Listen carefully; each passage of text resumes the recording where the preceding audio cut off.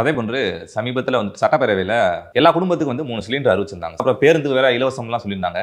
ஏற்கனவே தமிழ்நாட்டில் இவ்வளோ கடன் சுமை இருக்கு. அப்படி இருக்கப்ப இந்த மாதிரியான அறிவிப்புகள் மேலும் கடன் சுமை ஏற்படுத்தாதா சார்? ஏழைகளுக்கு கொடுக்கலாம். தாவேக அரசு சொன்னபடி வாக்குறுதிகளை நிறைவேற்ற வேண்டும் என்று நினைக்கலாம். ஆனால் தமிழகம் இருக்கக்கூடிய நிதி நிலைமையில் இவற்றுக்கெல்லாம் நீங்கள் எங்கிருந்து பணம் கொண்டு வர போகிறீர்கள் என்பது எனக்கு புரியவில்லை. திமுக அரசு வறுமை கோட்டில் கீழே இருக்கக்கூடிய பெண்களுக்கு மாதந்தோறும் 1000 ரூபாய் என்று அறிவித்துவிட்டு மின் கட்டணத்தை உயர்த்தினார்கள், சொத்து வரியை உயர்த்தினார்கள், எங்கெங்கெல்லாம் வரிகளை உயர்த்த முடியுமோ உயர்த்தினார்கள். தாவேக அரசும் அந்த தவறுகளை செய்து கொண்டிருக்கிறதோ என்று எனக்கு வருத்தமாக இருக்கிறது. எங்கே போவீங்க ஃபண்டுக்கு? சிலிண்டர் இன்னைக்கு விற்கிற விலையில் வறுமை கோட்டுக்கு கீழே இருப்பவர்களாக இருந்தாலும் கூட இதற்கான நிதிச்சுமையை எப்படி நீங்கள் சமாளிப்பீர்கள்?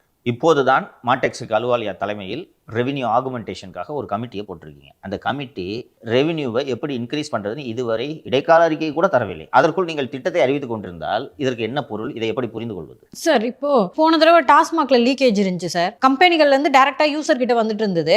இப்போ அதெல்லாம் கட் பண்ணியிருக்காங்கல்ல சார்? அதெல்லாம் கட் பண்ணியிருக்காங்கம்மா. அப்படி இருந்தாலும் எல்லா இடங்களிலும் ஊதிய ஒரு கூக்குரல்கள் எழுந்து கொண்டு இருக்கிறது.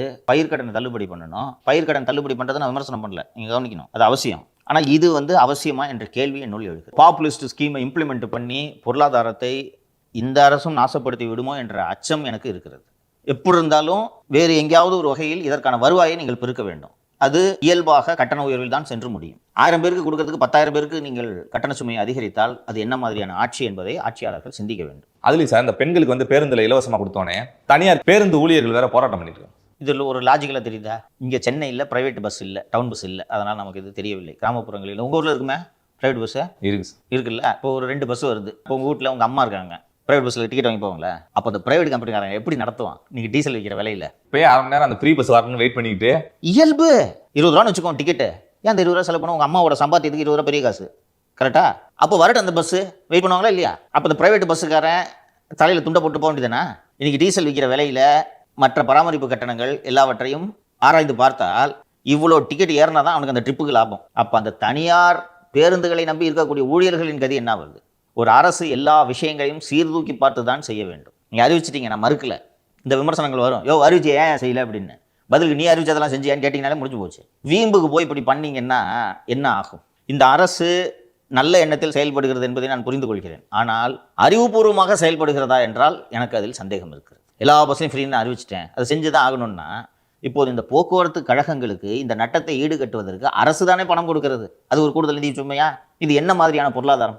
ஏற்கனவே 1000 கோடிக்கு மேலே கடன் இருக்கு அந்த போக்குவரத்து துறையில்.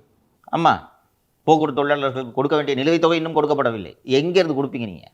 அதை செய்தால் கூட பரவாயில்லை. ஒரு மகளிருக்குன்னு அந்த விடியல் பேருந்துன்னு ஒன்று விட்டாங்கல்ல, பிங்க் பஸ்ஸு, அதில் இருக்கிறது ஓகே, புரிந்து கொள்ள முடிகிறது. அந்த பிங்க் பஸ் எப்போது வரும் என்று காத்திருந்து செல்வதை ஏற்றுக்கொள்ள முடிகிறது. அல்லது அந்த பிங்க் பேருந்துகளை, அந்த மகளிருக்கான இலவச பேருந்துகளை அதிகப்படுத்துங்கள், அதை புரிந்து கொள்ள முடிகிறது. சாதாரண பஸ்ஸு, டீலக்ஸ் லிமிடெட் ஸ்டாப் சர்வீஸ்ன்னு பிரத்யேகமாக வைத்திருக்கிறார்கள். சாதா பேருந்திலும் லிமிடெட் ஸ்டாப் சர்வீஸிலும் கட்டணங்கள் வேறுபாடு உண்டு இல்லையா? குறைந்த நிறுத்தங்களை நிறுத்தக்கூடிய பேருந்துகளுக்கு கட்டணம் அதிகம், வேகமாக செல்லும் என்பதற்காக.